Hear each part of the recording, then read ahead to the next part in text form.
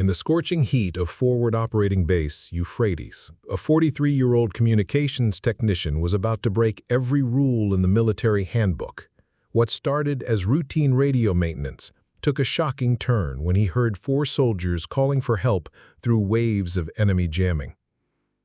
Elias, Moreno, wasn't your typical desk-bound technician. For 15 years, he had spent his life as the invisible lifeline for frontline troops. Known for his encyclopedic knowledge of radio frequencies and his habit of remembering every soldier's voice that crackled through his speakers.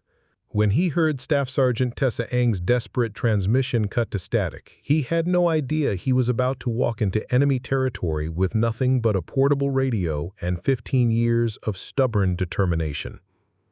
Eli made a choice that would lead to the most dangerous 4 hours of his military career. What began as a voice behind the equipment would become a boots-on-the-ground rescue mission. The Iraqi desert would never be the same after the day the man who fixed their radios became the man who brought them home alive. Before we jump back in, tell us where you're tuning in from, and if this story touches you, make sure you're subscribed because tomorrow I've saved something extra special for you. The morning heat was already building inside the communications repair bay when Elias, Moreno, powered up the first damaged radio of the day. Dust motes danced in the shaft of light streaming through the single window, settling on everything like a fine coating of the war itself. The workbench before him held the electronic guts of a dozen field radios, some scorched by IED blasts, others simply worn down by the relentless Iraqi sand that found its way into every crevice of military equipment. "Morning, Eli," Specialist Nadia Karim called across the cramped room, her voice carrying the careful respect of someone still learning the ropes. At 22, she was young enough to be his daughter, though Eli had learned not to mention that particular comparison. 6 months into her first deployment, Nadia had proven herself quick with both technical repairs and the subtle art of reading voices over the radio waves. "Morning, Nadia. Coffee's fresh, if you can call instant coffee fresh," Eli replied, not looking up from the frequency modulator he was adjusting with practiced precision. His fingers moved across the components with the confidence of someone who had been fixing radios since before Nadia was born. 15 years of field communications had taught him that every voice crackling through these speakers represented someone's son, daughter, husband, or wife out there beyond the wire. The repair bay occupied a corner of the larger communications center at Forward Operating Base Euphrates, a remote outpost that sat like a concrete island in the vast Iraqi desert. Through the reinforced windows, Eli could see the Euphrates River winding its ancient path toward Baghdad, its banks lined with bombed-out shells of what had once been thriving villages. The irony wasn't lost on him that they were rebuilding radios in the cradle of civilization. "Radio check, Echo Base, this is Wolfpack 6. The crisp voice of Staff Sergeant Tessa Ng cut through the static on the main communications array.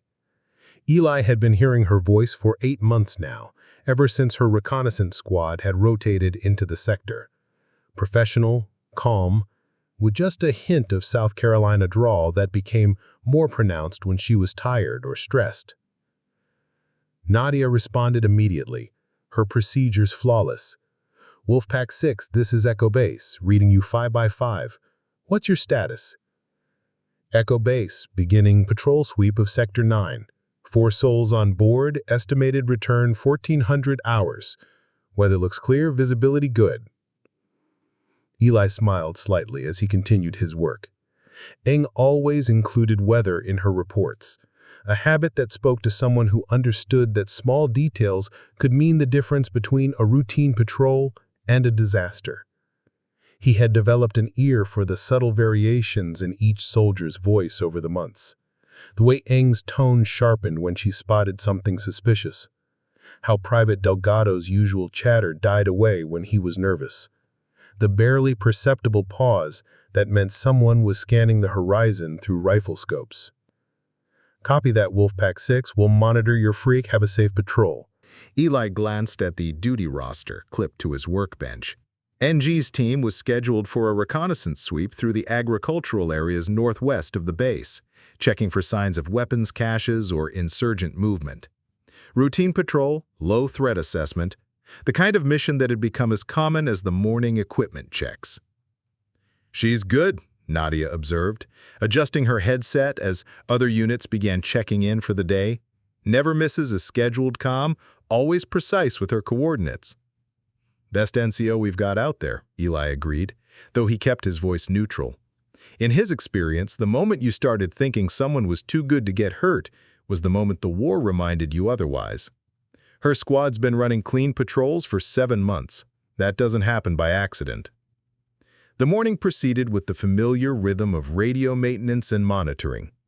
Eli worked his way through a pile of damaged handheld units while Nadia coordinated supply drops and medical evacuations for 3 other forward positions in their area of operations.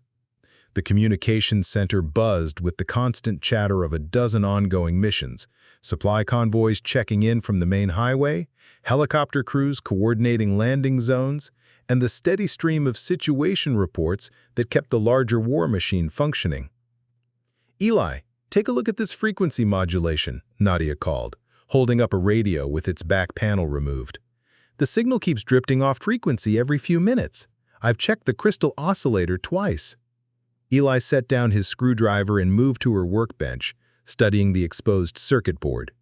His fingers traced the connections with the delicacy of a surgeon, testing voltage levels and examining solder joints for stress fractures. "Temperature drift," he diagnosed after a moment. "See this resistor here? The coating's compromised. A rocky heat's cooking it slowly. Replace that component and she'll hold frequency all day." "How did you spot that so fast?" "Same way you'll spot it in 6 months," Eli replied, returning to his own work. "Every broken radio tells a story if you know how to listen. This one's been overheating in someone's kit for weeks." The morning wore on with the steady hum of routine maintenance and communication traffic. Eli had developed a comfortable working relationship with Nadia over the past months, teaching her not just the technical aspects of radio repair, but the human side of communications work. She had good instincts for reading the stress levels in soldiers' voices, an invaluable skill that couldn't be learned from manuals. "Echo Base, this is Wolfpack 6. NG's voice cut through the routine chatter at 0947 hours, and Eli's hands paused instinctively over his work. Something in her tone was different, sharper, more focused. "Wolfpack 6, go ahead," Nadia responded immediately. "We've got movement in the village ruins about 2 clicks northwest of Checkpoint Bravo. Multiple personnel, possible weapons. Requesting permission to investigate." Eli looked up from his workbench. The village NG was referring to had been abandoned for 2 years, its residents scattered by repeated insurgent attacks and coalition sweeps. Intelligence reports classified it as a potential staging area for militant activity, but recent surveillance had been minimal due to resource constraints. "Wolfpack 6, stand by for higher authorization," Nadia replied, following protocol. She immediately patched the request through to the Tactical Operations Center while maintaining the connection with NG's team. Within minutes, authorization came back through the chain of command. "Wolfpack 6, you are cleared to investigate. Exercise extreme caution and maintain regular contact." "Copy, Echo Base. Wolfpack 6, moving to investigate." Eli found himself listening more intently to the background sounds in NG's transmissions. He could hear the low rumble of their vehicle's engine, the occasional crackle of radio static, and the subtle shift in ambient noise that indicated they were moving from open ground into more confined terrain. These details had become second nature to him over the years, the audio fingerprints that helped him visualize what was happening beyond the radio waves. "Echo Base, Wolfpack 6, we're dismounted and approaching the village perimeter. Visibility is good, no immediate contact." "Copy, Wolfpack 6. The minutes stretched by with routine check-ins every 10 minutes. Eli continued his repair work, but part of his attention remained focused on NG's frequency. At 10:34 hours, her voice returned with a subtle edge that made him look up sharply. "Echo Base, Wolfpack 6. We've got fresh tire tracks and signs of recent activity in the village center. Looks like someone's been using these buildings. Continuing sweep. Roger, Wolfpack 6. Keep us posted. Nadia glanced at Eli, sensing the same shift in tone that he had noticed. She sounds tighter, she observed quietly. Yeah, she does. At 10:47 hours, the routine shattered. Contact! Contact! Echo Base, this is Wolfpack 6.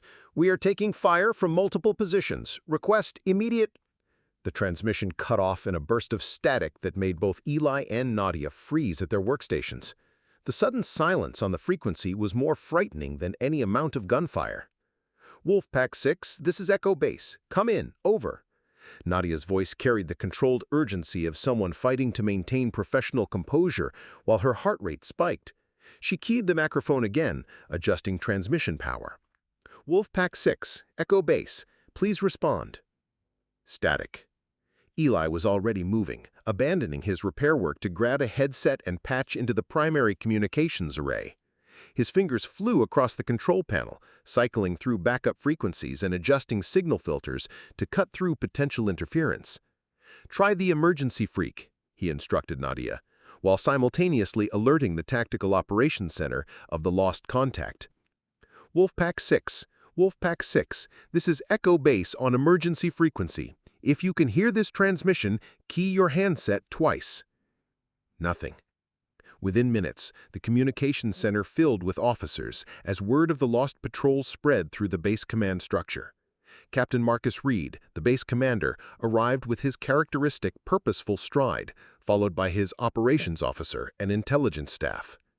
Reed was a West Point graduate with 15 years of service, known for his methodical approach to command and his perfect safety record. No soldiers lost under his watch in 18 months of deployment. What's the situation? Reed demanded, moving to stand behind the communications console where Eli and Nadia continued their attempts to re-establish contact. Wolfpack 6 reported contact with hostile forces at 10:47 hours, Eli reported, without taking his eyes off the frequency display. Transmission was cut off mid-sentence. We've been unable to raise them on primary or emergency frequencies. Last known position? Grid reference 38 SMB 4521, approximately 2 kilometers northwest of Checkpoint Bravo, investigating the abandoned village complex. Reed studied the tactical display, his expression grim. The village sat in a depression between two low ridges, surrounded by irrigation ditches and scattered farm buildings that provided numerous concealment positions for hostile forces. Intelligence reports had flagged the area as a potential insurgent staging point, but limited resources had prevented thorough surveillance. Sir, the intelligence officer interjected, we've been tracking increased electronic signature activity in that sector for the past week, possible communications intercept operations. Eli's hands paused over the radio controls. Jamming, he said, looking up at Reed. That's not atmospheric interference. Someone's actively blocking our frequencies. As if to confirm his assessment, a new pattern of electronic noise swept across multiple frequencies simultaneously, the telltale signature of deliberate signal interference. Eli's trained ear recognized the cadence immediately, systematic frequency sweeping designed to disrupt military communications across a wide spectrum. This is sophisticated equipment, Eli continued, fine-tuning his instruments to analyze the jamming pattern. Not improvised stuff. This is military-grade electronic warfare gear, probably captured NATO equipment that's been modified. The implication hung heavy in the air. Insurgent forces with access to advanced jamming technology suggested a well-planned operation, not the spontaneous contact that Wolfpack 6 had initially reported. Options, Reed demanded, his command voice cutting through the tension in the room.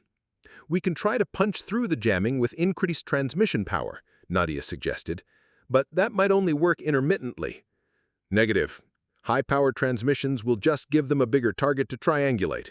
What about alternative communication methods? The operations officer consulted his tablet. Satellite phone connection to higher headquarters is still operational. We could request drone reconnaissance of the area, but weather reports show a dust storm moving in from the west. Visibility is going to deteriorate significantly over the next few hours. Eli was already working to map the interference pattern, using multiple receivers to triangulate the source of the jamming. Sir, based on the signal strength and frequency coverage, I estimate at least 3 separate jamming positions. They're creating an overlapping coverage area approximately 8 kilometers in diameter centered on that village complex. Which means our people are sitting right in the middle of it, Reed concluded grimly. At 11:03 a.m., a faint transmission broke through the electronic noise.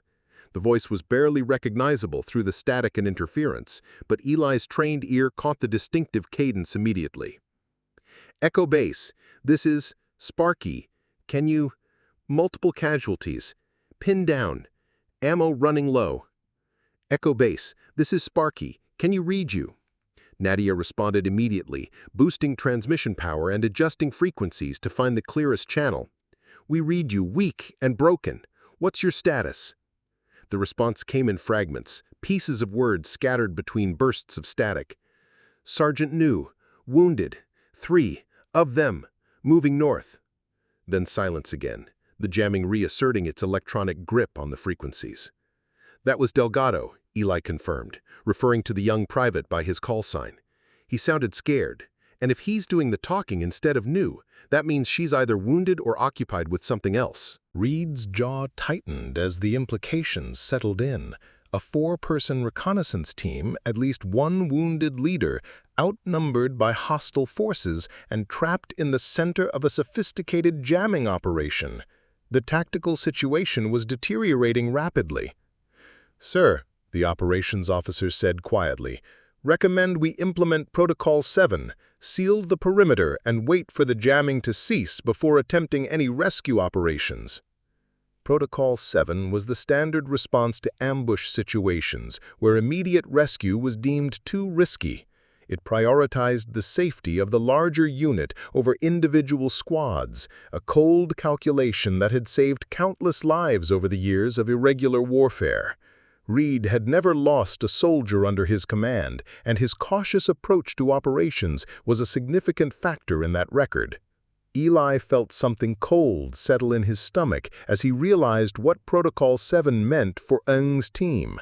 He had heard too many voices fade away over the years, soldiers who had called for help that never came because the risk was too great, the odds too poor, the larger mission too important.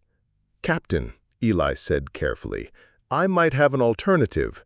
Reed turned to face him, eyebrows raised. "Go ahead." "The jamming is effective because we're trying to transmit from here, 15 kilometers away.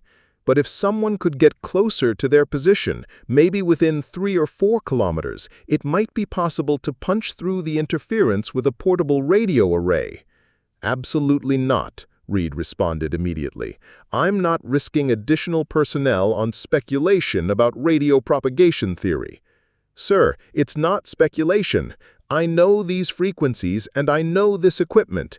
If I could position a mobile communications array closer to their location—" "The answer is no, Moreno. We don't send people into active hostile contact areas based on technical hunches." Eli felt the familiar frustration of being dismissed as just the radio guy, someone whose expertise was valued only when it supported command decisions that had already been made. "Sir, with respect, this isn't a hunch. I've been doing this for 15 years. I know what these radios can and can't do. And I know what enemy ambushes can do to isolated personnel," Reed shot back. "We wait for the jamming to cease, then we evaluate rescue options. That's final." The communications center gradually emptied as officers returned to their duties, leaving Eli and Nadia alone with the static-filled frequencies and the weight of Protocol 7. The electronic interference continued its systematic sweep across the radio spectrum, a relentless reminder that somewhere out there, 4 soldiers were fighting for their lives while their lifeline home remained severed. Eli spread a topographical map across his workbench, using a pencil and compass to sketch the approximate jamming coverage area based on his signal analysis. The mathematics were straightforward. Radio waves followed predictable patterns of propagation and interference, especially in the flat terrain northwest of the base. If he could position a mobile transmitter at the right location, basic physics would do the rest. "You're seriously considering this, aren't you?" Nadia asked quietly, watching him work out the calculations. "Telling and preparing this story took us a lot of time, so if you are enjoying it, subscribe to our channel. It means a lot to us. Now back to the story." 3 or 4 kilometers out, Eli murmured, more to himself than to her. "Right about here." He marked a point on the map with his pencil. "There's a water pump station along the old irrigation canal. Elevated position, metal infrastructure that could serve as a signal reflector, and enough cover to avoid detection." "Eli, Captain Reed was clear about. Captain Reed is thinking like a commander. Acceptable losses, calculated risks, the bigger picture. I'm thinking like someone who's been listening to these radios for 15 years. He set down his pencil and leaned back in his chair, suddenly looking older than his 43 years. "You know what I hear when I listen to these radios, Nadia? I hear Sergeant Martinez calling for medical evacuation 2 years ago while his squad leader bled out in a ditch outside Fallujah. Couldn't get through the interference that day either. I hear Corporal Washington requesting permission to withdraw 30 seconds before his vehicle hit an IED. I hear a dozen voices that went quiet because the radio couldn't reach far enough, or the frequency was jammed, or the equipment failed at exactly the wrong moment. Every one of those voices belonged to someone who trusted that we'd be there when they needed us," Eli continued. "That's the job, Nadia. Not fixing radios, not following protocols. Making sure that when someone calls for help, someone answers." "But if Captain Reed finds out, then I'll deal with Captain Reed." Eli stood and moved to the equipment storage area, scanning the rows of portable radio gear. "What I need is a vehicle with enough range to get me close to that pump station, and a portable array with enough power to punch through localized jamming." Nadia watched him select components with the methodical precision she had come to associate with his technical work. "What if I asked some hypothetical questions?" she said carefully. "Just to understand the technical requirements, of course." Eli paused in his equipment selection and looked at her with something approaching a smile. "Hypothetically speaking?" "Hypothetically, what kind of portable array would be needed for this theoretical mission?" "Well, hypothetically, you'd want a standard AN-PRC-150 with an amplified antenna array. Maybe 50 watts of transmission power, enough to overcome localized interference without broadcasting your position to every hostile radio operator in the province. And hypothetically, how would someone transport that equipment close enough to be effective? Hypothetically, the motor pool has a utility vehicle with an extended antenna mount that Corporal Price has been modifying. Officially, it's for improving base perimeter communications, but unofficially, it's got enough range and power capacity to support a mobile radio array." Nadia nodded thoughtfully, her fingers already moving toward the equipment request forms. "And hypothetically, if someone were to disappear for a few hours on this theoretical mission, how would their absence be explained?" Eli met her eyes, recognizing the quiet courage it took for a junior enlisted soldier to even consider bending regulations. "Hypothetically, equipment maintenance sometimes requires field testing in various environmental conditions. Radio propagation theory demands empirical verification, after all." "Right, field testing." Nadia's fingers hesitated over the duty log. "Eli, if this goes wrong, 4 good soldiers die while we follow protocols that prioritize paperwork over people." His voice carried the weight of 15 years of military service, of voices heard and voices lost, of split-second decisions that echoed across decades. "I've followed those protocols before, Nadia. I've sat in this chair and listened to people die because the risk was too great, the odds too poor, the mission too important. I'm not doing it again." The conviction in his voice made the decision for both of them. Nadia turned to the duty log and began making entries. Equipment testing, Sector 7. Estimated duration, 4 hours. Personnel, Specialist Moreno, Communications Maintenance. Make that 6 hours, Eli corrected, calculating travel time and setup requirements. And Nadia, if anyone asks, you don't know anything about portable arrays or water pump stations. I don't know what you're talking about, she replied immediately, but her slight smile belied the words. Eli gathered the radio components he needed, loading them into a military-issue duffel bag with practiced efficiency. As he worked, part of his mind was already calculating frequencies and transmission angles, while another part rehearsed the conversation he would have with Captain Reed if this theoretical mission became very real very quickly. At 11:47 hours, he slung the duffel bag over his shoulder and headed for the door. Hold down the fort, Nadia, and keep monitoring Wolfpack 6's frequency. If they break through the jamming for even a few seconds, I want to know about it immediately. Copy that, she replied, settling into her chair with the focused attention of someone who had just become an essential part of an unauthorized rescue mission. Eli paused at the door, looking back at the communications center that had been his domain for the past 8 months. Banks of radio equipment hummed quietly in their racks, frequency displays flickering with the constant dance of electronic noise and signal. For 15 years, this had been his war, fought with frequency crystals and antenna calculations, won and lost in the space between static bursts. But today, the static had claimed 4 voices that he knew by heart, and for the first time in 15 years, Elias Moreno was going to take his war beyond the radio waves. The heat hit him like a physical force as he stepped outside, the Iraqi sun already approaching its brutal midday intensity. Across the base, soldiers went about their duties with the casual efficiency of a well-oiled machine, unaware that one of their own was about to violate direct orders in the name of an older, deeper obligation. In the distance, a dust storm was building on the horizon, the same weather system that would ground air support and complicate any official rescue attempt.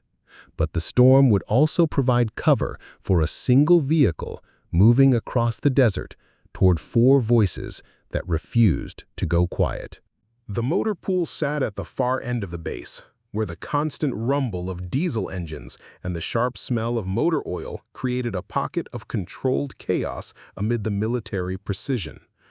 Corporal Jamal Price was exactly where Eli expected to find him, elbow deep in the engine compartment of a Humvee, his dark face streaked with grease and concentration. "Hey, Jamal," Eli called, approaching the modified utility jeep that sat inconspicuously among the larger military vehicles. "That communications array you've been working on? How's the range looking these days?" Jamal emerged from under the hood, wiping his hands on a rag while studying Eli's expression with the shrewd intelligence of someone who had grown up reading people as carefully as engine diagnostics. "Range is good, real good. Why? You thinking about taking her for a test drive?" "Maybe, hypothetically speaking." "Uh-huh. And this hypothetical test drive, it wouldn't have anything to do with that recon team that went dark about an hour ago, would it?" Eli met his eyes steadily. "What recon team?" Jamal grinned, revealing teeth that contrasted sharply with his oil-stained uniform. "My man, you've been listening to radio chatter for so long, you forgot that some of us listen to base gossip. Word is, Wolfpack 6 is in deep shit, and Captain Reed's implementing Protocol 7. "Jamal, relax, Eli. My daddy didn't raise no fool." He moved to the utility jeep and popped the hood, revealing an engine that looked considerably more powerful than standard military issue. "See, this here's a specially modified vehicle for extended communications operations, reinforced suspension, upgraded alternator, extra fuel capacity, and an antenna array that'll reach out and touch someone at considerable distance." Eli watched as Jamal checked fluid levels and examined connection points with practiced efficiency. The Jeep looked unremarkable from the outside. Desert tan paint, standard military markings, the kind of vehicle that would blend into any convoy or patrol. But under the hood, Price's modifications had transformed it into something approaching a mobile communications platform. Hypothetically, Jamal continued, topping off the radiator, if someone were to take this vehicle on an unauthorized field test, they'd want to know that the fuel tank's full, the spare tire's good, and there's extra water in the back. They might also want to know that the GPS tracker under the dashboard has a tendency to malfunction when you disconnect this particular wire. He demonstrated with a casual motion that looked entirely accidental, but Eli noticed the small LED indicator on the dashboard immediately went dark. And hypothetically, Jamal added, loading a jerry can of water into the back seat, if someone needed to disappear for a few hours during shift change, the best time would be right about now. Guards are focused on the afternoon patrol rotation, and the motor pool gets real quiet between 13 and 1400 hours. Eli felt a surge of gratitude for the kind of friendship that didn't require explanations or justifications. Jamal, if this goes sideways, then it goes sideways. But it won't, because you're too damn stubborn to let 4 good soldiers die on your watch. He slammed the hood and tossed Eli the keys. Besides, somebody's got to test this communications gear eventually. Might as well be the best radio man in the battalion. The walk back to the communications center took 3 minutes, but it felt like the longest distance Eli had covered since his deployment began. Each step carried him further from the safety of following orders and closer to a decision that would define the rest of his military career and possibly his life. Nadia looked up as he entered, her expression carefully neutral. How did the equipment inspection go? Vehicles ready for extended field testing. He moved to his workbench and began loading additional radio components into his duffel bag, spare batteries, frequency crystals, a compact signal analyzer. Any word from higher headquarters about rescue operations? Negative. Storm system is intensifying. All air assets are grounded indefinitely. She paused, then added quietly, battery life on the portable arrays? 4 hours under normal conditions. Maybe 6 if I'm careful with transmission power. Nadia reached into her desk drawer and pulled out a spare headset and 2 additional battery packs. These were requisitioned for routine maintenance. If anyone asks, I don't know where they went. Nadia, don't. She held up her hand to stop his words. Just bring them home, Eli. All of them. At 12:54 hours, Eli walked through the motor pool with the casual pace of someone heading out for routine maintenance. The modified Jeep started immediately, its engine settling into the reliable rumble that had carried countless soldiers through hostile territory. He adjusted the mirrors, checked the radio controls, and drove toward the main gate at exactly the speed limit. The guards waved him through without question. Specialist Moreno heading out for equipment testing, as routine as the desert heat. Within minutes, the base had shrunk to a cluster of buildings in his rearview mirror, and the vast Iraqi landscape opened before him like a challenge. The terrain changed gradually as Eli drove northwest, following irrigation canals and farm roads that had been carved into the landscape centuries before American forces had ever set foot in Iraq.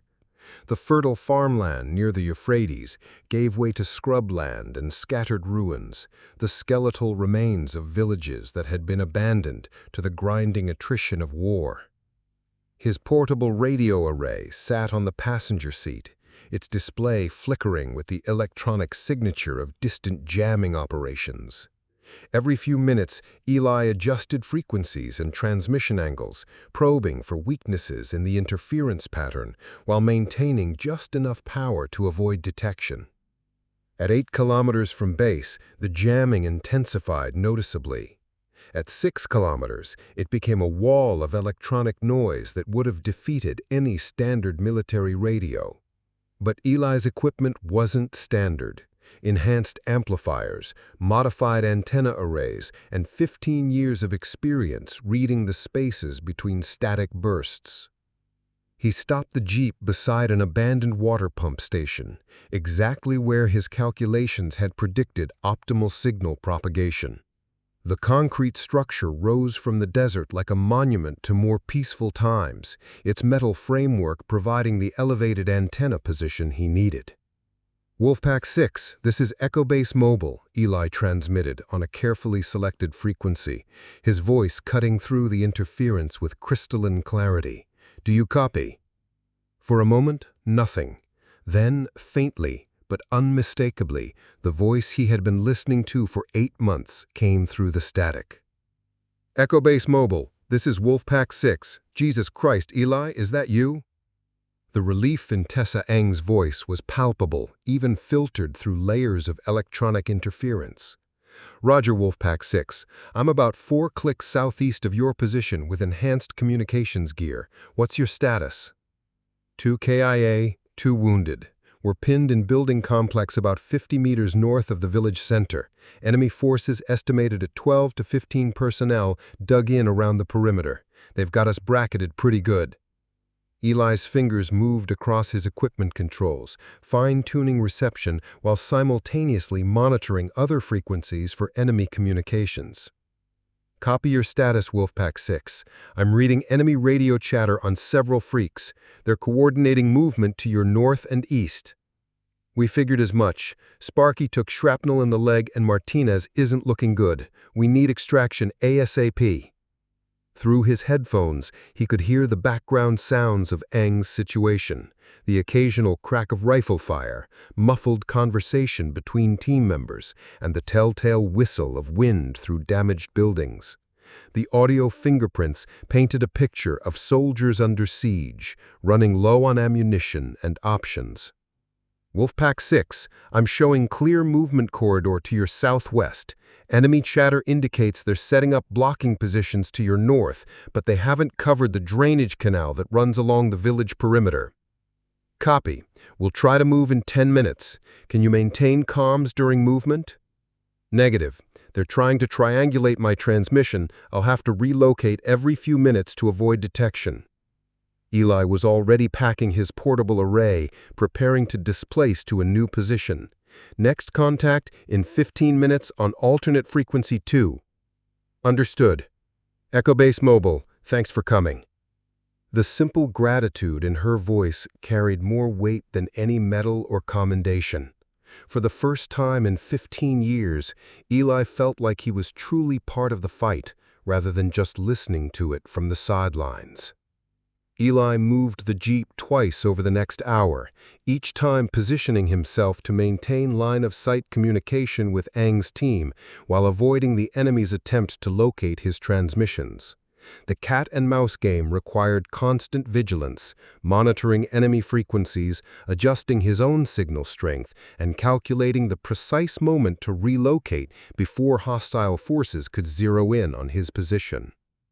By 14:30 hours, it became clear that radio contact alone wouldn't be enough. The enemy was systematically tightening their perimeter around the trapped recon team, and Ng's ammunition was running critically low.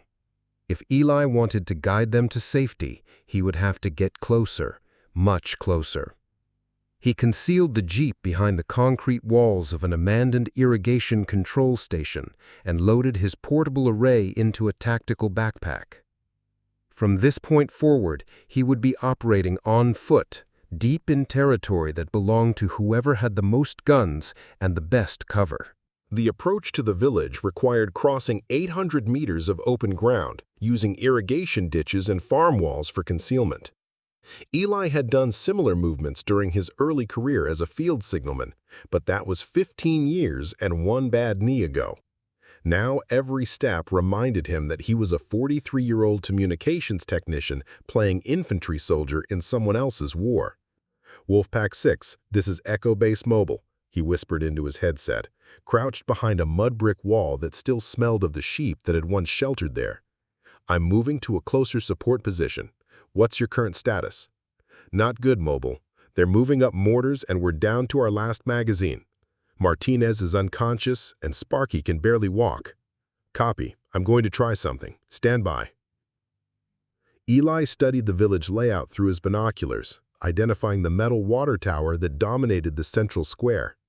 The structure stood 40 feet high, its steel framework creating a perfect signal reflector if he could position his radio correctly. But reaching it would require crossing 2 streets under direct observation from enemy positions. He spent 20 minutes working his way through back alleys and bombed-out buildings, using techniques he hadn't employed since basic infantry training. His radio equipment weighed 30 pounds, and every movement had to be calculated to avoid detection while maintaining the delicate antenna alignment necessary for signal propagation. At 15:07 hours, he reached the base of the water tower. Wolfpack 6, this is Mobile. I'm in position for enhanced relay. Prepare to move on my signal. Using the metal water tower monitoring structure as a signal reflector, Eli was able to bounce his transmission around the jamming interference, creating a clear communication corridor that reached Ng's position with perfect clarity. For the first time in hours, their radio contact was crystal clear. Wolfpack 6, this is Mobile. We can hear you 5 by 5. Where do you want us to go? Eli had already plotted their escape route on his tactical map. Move southwest 50 meters to the collapsed building with the blue door. That'll put you in the drainage ditch I mentioned. From there, follow the ditch southeast for 200 meters until you reach the old checkpoint. Copy? Copy. Moving now. Through his headphones, Eli could hear the sounds of movement. Boots on concrete, the soft grunt of someone lifting a wounded soldier, the whispered commands that meant lives were in motion. For the next 10 minutes, he served as their eyes and ears, monitoring enemy frequencies and providing real-time intelligence about hostile movement. Contact left. They're flanking us from the school building. I see them, Wolfpack 6. 3 personnel moving through the courtyard. Take cover behind the concrete barrier and wait for them to pass. The minutes stretched like hours as Eli guided the team through a maze of rubble and enemy positions, his radio equipment balanced precariously against the water tower framework. Every transmission risked detection, but silence meant death for the people depending on him. Wolfpack 6, we're at the checkpoint. Where now? Southwest along the canal bank 200 meters to the pump house, then a rifle shot cracked across the village square and Eli instinctively dropped flat as concrete chips exploded from the wall beside his head. Someone had spotted him. The sniper's second shot rang out before Eli had fully processed the first, the bullet striking the water tower framework 6 inches from his radio antenna. Sparks flew from the metal contact point and his carefully positioned signal reflector array scattered across the concrete platform. Mobile, you okay? We heard shots. I'm pinned, Eli whispered into his headset, pressing himself against the base of the water tower while rifle fire echoed around the village square. His radio equipment lay scattered where he had dropped it, the main antenna array bent in an unnatural angle that would severely limit transmission range. But movement toward the equipment would expose him to the sniper's line of sight, a fatal mistake he couldn't afford with 4 lives depending on his communication link. Wolfpack 6, I need you to hold position for 60 seconds while I jerry-rig a new antenna array. Copy, but make it fast. We can hear them moving up behind us. Eli studied the water tower framework above him, calculating angles and signal propagation paths with the desperate creativity of someone who had spent 15 years making broken radios work under impossible conditions. The tower's metal structure could serve as antenna and signal reflector, but only if he could establish the right electrical connections. Using wire strippers from his toolkit, he quickly spliced his radio's antenna cable to the tower support framework, creating an improvised antenna array that turned 40 feet of steel infrastructure into a massive signal transmitter. The modification violated every principle of proper radio procedure, but physics didn't care about regulations. Mobile, this is Wolfpack 6, reading you Strength 5, crystal clear. Whatever you just did, it worked. The enhanced signal strength meant Eli could reduce transmission power significantly, making his broadcasts harder for the enemy to triangulate, while maintaining perfect communication with Ng's team. But the sniper in the minaret remained a problem. Any movement away from the tower's protection would expose him to immediate and accurate fire.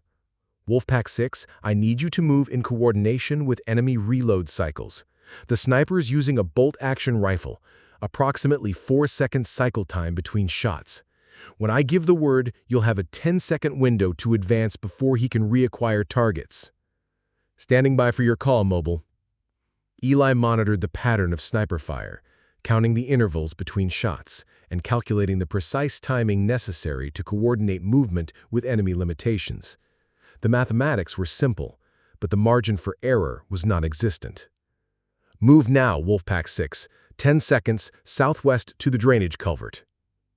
He could hear them running, boots splashing through irrigation water, the labored breathing of soldiers carrying wounded comrades, the sharp commands that kept people moving under fire.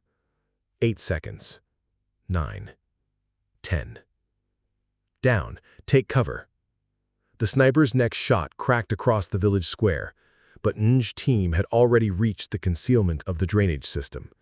Eli allowed himself a moment of satisfaction before checking his battery meter and feeling his stomach drop. Power levels were approaching critical. His improvised antenna array was drawing more current than the standard configuration, and the extended transmission time was draining his batteries at an unsustainable rate. By his calculations, he had perhaps 20 minutes of operation remaining. Barely enough time to guide the team to safety if everything went perfectly. "Mobile, this is Wolfpack 6. We're in the drainage system, but Martinez is in bad shape. Don't know if he can make the full distance." Eli studied his tactical map, calculating distances and timing with the precision of someone whose mathematics meant the difference between life and death. The drainage canal offered concealment, but limited mobility, especially with wounded personnel. They needed a more direct route, which meant crossing at least one open area under potential enemy observation. "Wolfpack 6, continue southeast along the canal for 100 meters, then you'll see a concrete bridge crossing the drainage channel. That's your exit point. From there, it's 400 meters of open ground to the extraction site." "Copy. 400 meters of open ground with enemy forces in pursuit. Sounds like fun." Despite the desperate situation, Eli found himself smiling at Ng's dry humor.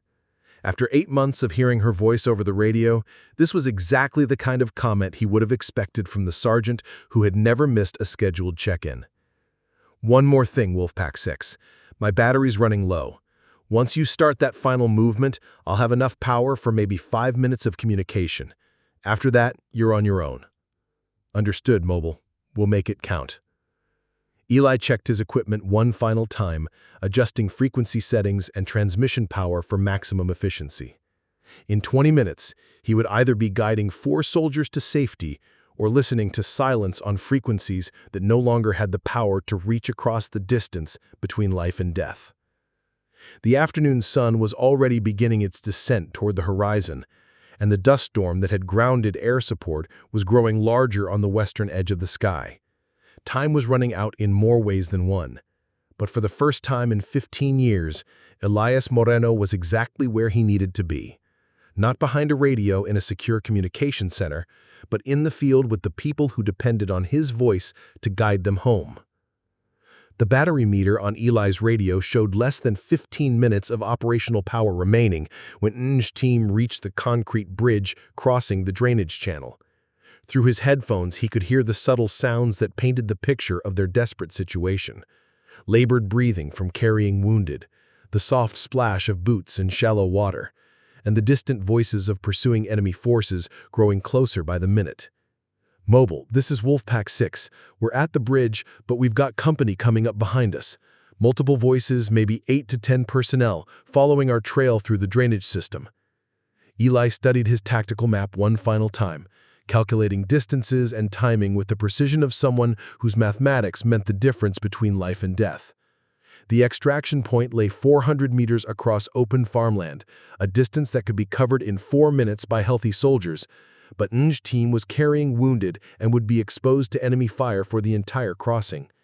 "Wolfpack 6, stand by. I'm going to try to buy you some time." Eli switched his radio to the frequency he had been monitoring for enemy communications, took a deep breath, and began transmitting in Arabic, a language he had picked up during 3 previous deployments but had never expected to use for deception operations. "Patrol leader, this is observation post. Target vehicles spotted moving east toward checkpoint 7, multiple American personnel heading for the main road." He waited 10 seconds, then responded to his own transmission on a slightly different frequency, creating the illusion of a radio conversation between dispersed enemy forces. Observation post. This is patrol leader. We are moving to intercept at checkpoint 7. All units converge on the main road. The deception was crude, but it only needed to work for a few minutes. If the enemy forces pursuing NG's team believed American reinforcements were approaching from the east, they might divert resources away from the actual escape route. Every second of confusion would give the recon team additional distance towards safety. "Mobile, whatever you just did, it's working." NG's voice crackled through the static. "We can hear them talking behind us, but the voices are getting fainter. Sounds like they're moving away from our position." "Copy, Wolfpack 6. You've got a clear corridor to the extraction point. Move fast. I'm down to 5 minutes of battery power." "Roger, we're moving now." Through his headphones, Eli could hear the team beginning their final sprint across open ground. The sound of their movement was different now, more urgent, driven by the knowledge that this was their last chance. He monitored multiple frequencies simultaneously, listening for any sign that enemy forces had discovered the deception or spotted the escaping soldiers. At 3 minutes of battery power remaining, disaster struck. "Contact! Contact! Mobile, we're taking fire from the farmhouse at grid reference." The transmission cut off in a burst of static, but not from radio interference. Eli could hear the distinctive crack of rifle fire in the background, followed by shouted commands and the sound of people taking cover. "Wolfpack 6, report your status," Eli transmitted, pushing his radio's power output to maximum despite the catastrophic drain on his remaining battery life. "We're pinned behind the irrigation berm about 200 meters from extraction. Sparky can't move, and they've got us bracketed from multiple positions." Eli's battery meter showed 90 seconds of operational time remaining. In less than 2 minutes, his radio would go silent, leaving NG's team alone in the open with no communication link to coordinate their final escape. He had to make the last transmission count. "Wolfpack 6, listen carefully. In 60 seconds, I'm going to create a distraction on your eastern flank. When you hear sustained fire from that direction, you'll have approximately 30 seconds to move before they can shift their attention back to your position. Copy?" "Copy, Mobile. Standing by." Eli switched back to the enemy frequency and began transmitting a series of false position reports designed to create maximum confusion. He reported American helicopters approaching from the south, mechanized units moving from the north, and artillery fire missions targeting enemy positions throughout the village. The reports were entirely fictitious, but broadcast with the calm authority of someone who had spent 15 years coordinating real military operations. The effect was immediate. Enemy radio chatter exploded into panicked coordination attempts as multiple units tried to respond to threats that existed only in Eli's imagination. In the distance, he could hear vehicles starting and voices shouting contradictory orders. "Now, Wolfpack 6, move now!" With 30 seconds of battery power remaining, Eli maintained his false broadcasts while listening for any sound from NG's team. 20 seconds. 15. 10. At 5 seconds of remaining power, NG's voice came through with crystalline clarity. "Mobile, this is Wolfpack 6. We're clear of the kill zone and moving to extraction. Thanks for—" The radio went silent as Eli's battery finally died, leaving him alone in the gathering dusk with only the distant sound of gunfire and the whisper of wind through the water tower's framework. For 15 years, Eli had known Staff Sergeant Tessa Ng only as a voice, professional, calm, with that hint of South Carolina drawl that became more pronounced when she was tired or stressed. But now, crouched behind an irrigation berm 400 meters from the village, he was seeing her face for the first time as she guided her wounded team toward the extraction point. She was smaller than he had imagined, maybe 5'6", with the lean build of someone who had spent years carrying full combat equipment across hostile terrain. Her uniform was torn and stained with dust and blood, and her face showed the exhaustion of someone who had been fighting for survival for the past 6 hours. But her eyes held the same steady competence that had carried through every radio transmission he had ever heard from her. "Jesus Christ, Eli," she said as he approached their position, carrying his dead radio equipment. "When I heard that voice coming through the static, I thought I was hallucinating." "Seemed like you could use some help," he replied, settling into the irrigation ditch beside her team. Up close, the situation looked even worse than it had sounded over the radio. Martinez was unconscious, his breathing shallow and irregular. Sparky was sitting with his back against the concrete berm, with his left leg wrapped in a blood-soaked field dressing that wasn't doing much to stop the bleeding. "Hey, radio man," Sparky said with a weak grin. "Thanks for coming to get us. Though next time, maybe bring a helicopter instead of just a portable radio." "I'll remember that for next time," Eli replied, checking Sparky's wound with the basic medical training that all soldiers received. The shrapnel had torn through muscle and nicked an artery, but the bleeding was controllable if they could keep pressure on the wound during movement. "Can you walk?" Eli asked. "Can I walk? Hell no. Can I hobble 400 meters with someone to lean on? Maybe." Ng was already organizing the movement, her leadership instincts taking over despite the desperate circumstances. "Thompson, you take point. I'll help Martinez. Eli, can you handle Sparky?" "Copy that." As they began moving across the farmland toward the extraction point, Eli found himself experiencing ground combat from an entirely different perspective. For 15 years, he had coordinated movement and provided communication support from the safety of secure bases. Now, he was part of the movement, feeling the weight of a wounded soldier against his shoulder and the vulnerability of being exposed in open terrain. "You know," Sparky said as they made their way across a plowed field, "I always wondered what you looked like. Figured you were probably some skinny tech guy with thick glasses." "Sorry to disappoint." "Are you kidding? This is way better. Wait until I tell everyone back home that the guy who saved our asses was a 40-something radio repairman who went rogue to come get us." They covered the first 200 meters without incident, but as they approached a cluster of farm buildings, Ng held up her hand for a halt. In the distance, they could hear vehicles moving, the sound of enemy forces repositioning in response to Eli's false radio reports. "Patrol coming from the east," she whispered. "We need to go around." The detour took them through an irrigation canal that ran parallel to their route, adding 15 minutes to their movement time, but keeping them concealed from the enemy patrol. Eli found himself waist-deep in muddy water, supporting Sparky's weight while trying to keep their equipment dry. "This is definitely not in the radio operator's job description," Sparky observed as they waded through the canal. "Neither is unauthorized rescue missions," Eli replied. "But here we are." By the time they reached the extraction point, a small rise that offered clear sight lines back to base, the sun was setting behind the dust storm that continued to build on the western horizon. In the distance, Eli could see the lights of Forward Operating Base Euphrates, looking like a small constellation against the darkening desert. "Home never looked so good," Ng said, settling Martinez into a more comfortable position while Thompson maintained security watch. "Eli, I need to ask you something." "Why?" "I mean, you could have stayed safe at base, followed orders, waited for official rescue operations. Why risk your career and your life for 4 people you'd never even met?" Eli considered the question as he watched the approaching vehicles navigate the rough terrain. 15 years. 15 years of listening to voices over the radio, of being the connection between soldiers in trouble and the help they needed. But I was always just listening. Always just the guy who fixed the equipment and maintained the frequencies. Today was the first time I could actually do something. "Well, you did something all right. You saved our asses."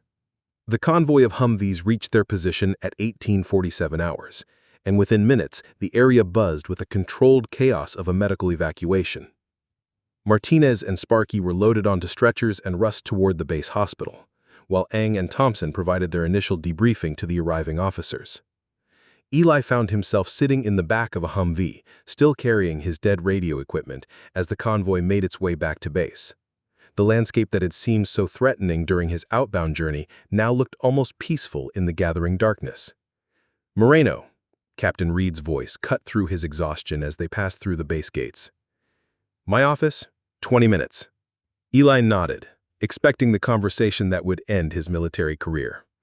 Unauthorized absence, violation of direct orders, Equipment misuse, reckless endangerment.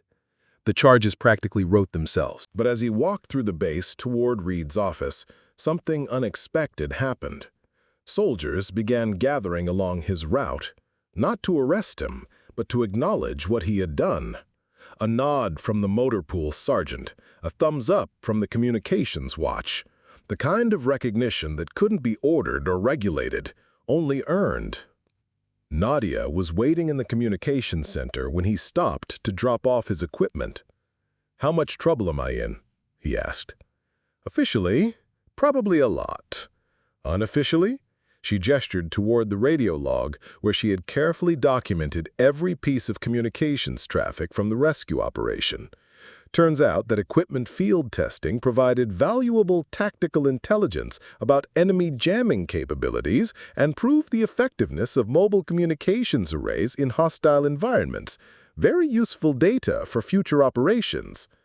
Eli smiled, recognizing the careful bureaucratic language that would help transform an unauthorized rescue mission into an official communications test.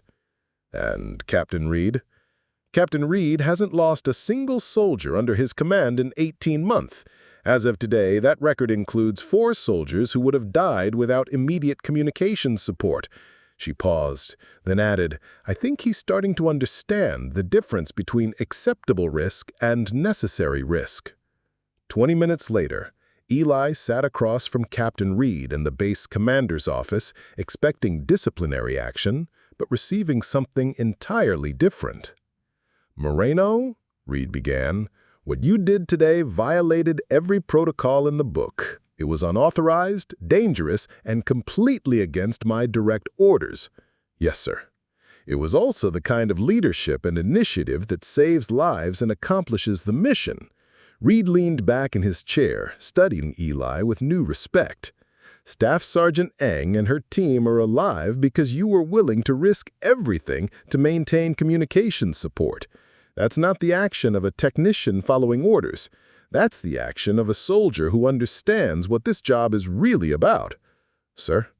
"What I'm saying, Moreno, is that maybe it's time we stopped thinking of you as just the guy who fixes radios. Maybe it's time we started thinking of you as the guy who brings soldiers home."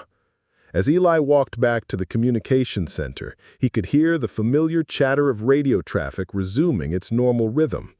Tomorrow would bring new missions, new voices calling for support, new chances to serve as the invisible link between danger and safety. But for the first time in 15 years, Elias Moreno knew that he was more than just a voice in the static. He was the man who answered when others called for help, the connection that turned isolation into hope, and the proof that heroism wasn't always about carrying a rifle into battle. Sometimes it was about carrying a radio into the darkness and refusing to let anyone die alone. Up next, we have 2 more incredible stories that are waiting for you. Just click the image you want to watch and it will take you there. If you enjoyed this video, make sure to subscribe. It would mean a lot.